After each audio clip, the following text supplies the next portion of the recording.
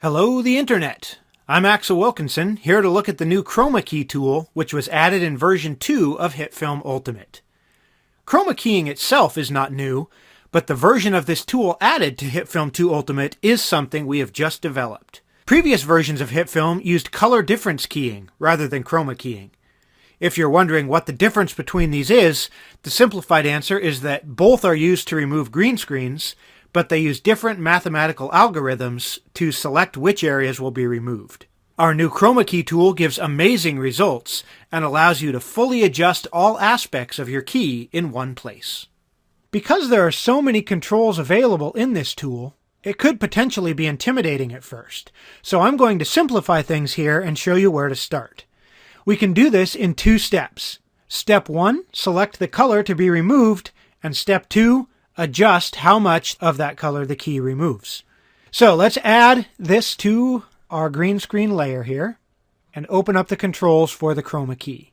So the first thing we want to do in the main controls here is select the color that we want to remove. So we'll just grab the eyedropper here and drag it onto the image to select any color we want, in this case the green. Now I already have an image of the Grand Canyon down below the footage, so as soon as the green is removed, we immediately see that background showing through.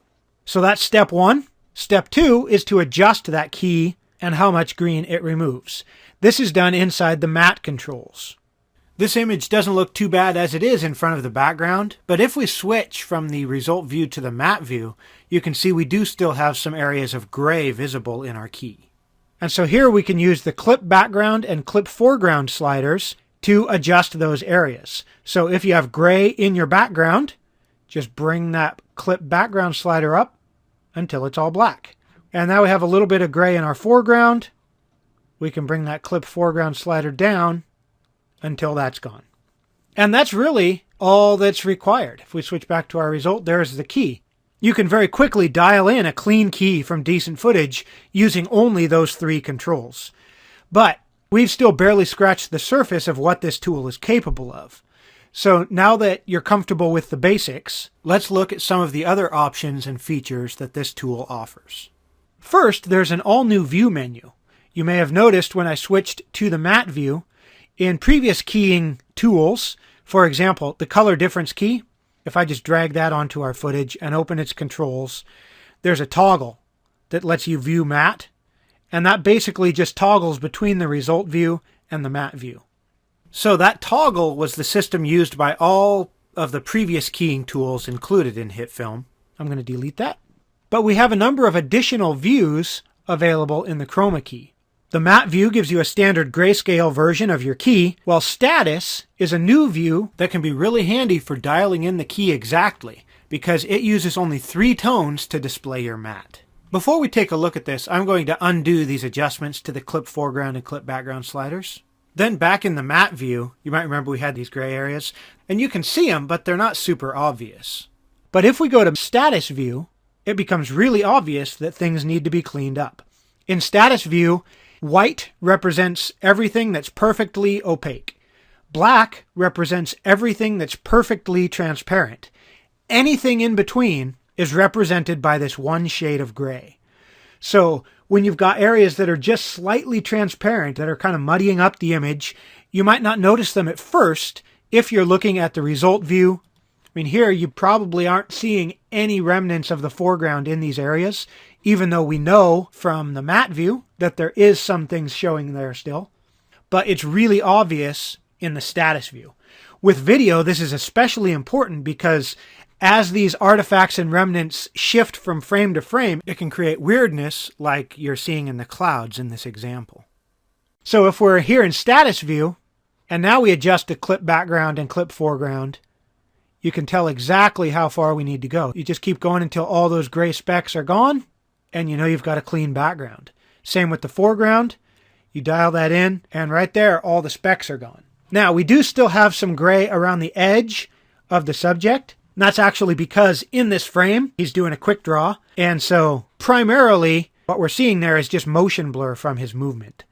So if we switch back to the result view, you can see like right here, that gun barrel is blurred because it's moving quickly. And so that area needs to be blurred for realistic results. Now, where this can become a problem is that as we clip the background in the foreground, we could lose that blur, that feathering along those edges. If I clip the foreground and background extensively here, you can see how that sharpens up the edge of that gun, but it looks bad because there should be blur there. Now, in the chroma key effect, there are several tools to help us deal with this situation. The first is the clip rollback. If you found it necessary to adjust the clip foreground and background to the point where you're getting too hard of an edge in some places, you can use the clip rollback, and this is basically going to just roll that clip setting backward from the edges toward the inside of the subject. So if you watch in this area of the gun, as I drag this slider to the right, you can see how that kind of gradually moves in as I drag the slider. So that just allows you to control the areas that have been affected by the clip foreground slider and to restore some transparency to those areas when you need to. I'm going to bring the clip background down a little bit again now to give us a cleaner feather there. The other tools that we have that can help in cases like these are the despot controls. Now, as you likely know, a despot is a cruel or oppressive tyrant, and so you can cruelly or tyrannically oppress the flaws in your matte using these controls. If we switch back to the status, and we'll bring this back up so we get some spots back. Actually, these are despot tools, and so when you have spots present in your background or your foreground, you can despot those areas with these sliders. Now, what this is doing is using a clever system of blurring behind the scenes to soften those areas of the matte and remove the spots. Okay, so if we go back to the result, because this is blurring the matte itself, the result is that feathered areas in the edges are actually softened, or that transition is smoothed out. So you can see we have a very nice result along the blurred barrel of our gun there. There is a ton of additional tools and features in the chroma key effect, as you can see when I open things up here, but I'm going to leave most of those for later, and I just want to focus on one more area, and that's the spill suppression. You can control exactly which colors in your image are affected by spill suppression. Now, in this case, we don't have much green spill on this image, and so I'm going to switch to a different image. Here's Optimus Prime on his trip to the Grand Canyon. Okay, and here I've already dialed in the key, and I'm going to turn the spill suppression off. So here you can see around the edges of this robot there's some green, and then in certain areas of his arm, up here, over there, down here on these guns, there's quite a bit of green reflected into the surface of the figure. So that's what we want to get rid of. Spill suppression in the chroma key tool comes with an all-new view mode, the despill map. So if you select that, it gives you a map of exactly what areas are going to be affected by the spill suppression. White areas will be entirely suppressed if there's anything there. Generally, the area removed by your key will predominantly be white. Black areas will not be affected, and then any of the gray areas are where spill suppression is going to have an effect. And so in this mode, you can adjust these sliders, and you can see at this point a lot more of the robot is going to be affected by spill suppression. In fact, if we switch back to the result mode and turn the amount of spill up, you can see how his whole color scheme is being changed there because those colors are being affected by the spill suppression. So, put that back to 0, go back to our despill map, and you can use these sliders to dial in exactly what part of the foreground is affected. Now, you don't want to go so high that the entire figure changes color, but we want to make sure that those areas containing green are as light as possible. So that's what we're trying to do, is adjust these sliders so that the areas with green in them are as light gray as we can get. Then when we switch back to result mode, you can see how that green has been effectively suppressed. If I turn the amount back down to 0, there's the green. Look in his arm right here and on the gun. And there's the not green. And that's pretty cool, but what's even more cool is that we can actually replace the green in those areas with a different color of our choice. By default, it's just replaced with a neutral gray, but we can actually choose another color from our frame to replace that green. And this can really help your composites because when you think about what green spill is, it's just light from the green screen being reflected, bouncing back onto your subject. And that's how lights work in the real world. Light bounces off of one thing and hits another.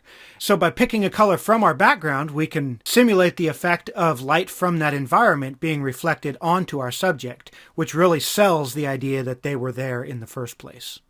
So if I just grab the eyedropper and I drag it into one of these kind of purpley gray colors back here, then the green in those areas where it's reflected onto our subject is now replaced with that color I've selected. I'll just switch to my history, turn it off, watch this area. Can you see the purple there? It's pretty subtle.